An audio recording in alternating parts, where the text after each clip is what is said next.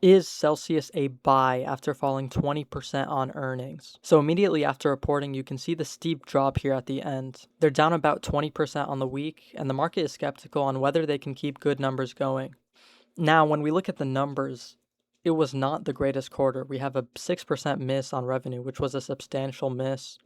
On earnings per share, which is profitability, they missed by 14%. They're down 23% compared to the last year on EPS, and they're growing more slowly now, with revenue only up 11% year over year. The concern now is whether they can grow faster in the future or they're going to stay a low growth company. Now, there are a lot of debates that it is now cheap at only about 15x forward earnings. It is also down almost 50% year to date, so that may be a dip buying opportunity. But to summarize, they had a big miss on both revenue and profitability. Their gross margins are now only 48%, so they're not elite for a beverage company. A lot of other beverage companies like Monster Energy have margins at about 50 to 60%. So these numbers are not elite yet for Celsius. You're seeing them spend a lot on the product itself, as well as acquisitions and marketing. Now, on the call, they said they're building a scaled energy portfolio while returning core brand Celsius to sustainable growth.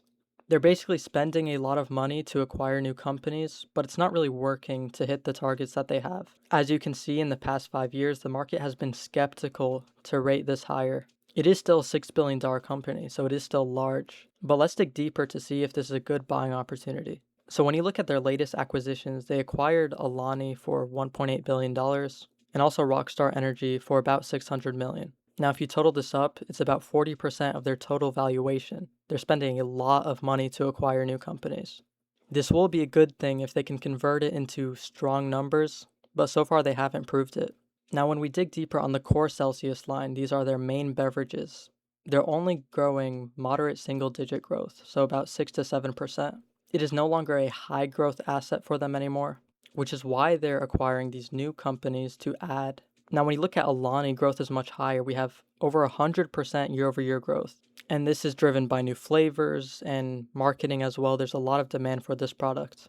Rockstar Energy is still in its early stage, so it's not contributing a lot to revenue. The problem is when their core brand is still growing slowly, and also they still can't hit their revenue targets even with these new acquisitions. There is, of course, a lot of competition in this energy drink space, with Red Bull and Monster both releasing a ton of new flavors to compete.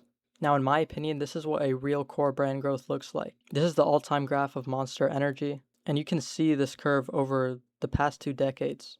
Now, Monster has a different strategy. They don't focus as much on acquisitions, and their strategy is on more volume and growing their main brand.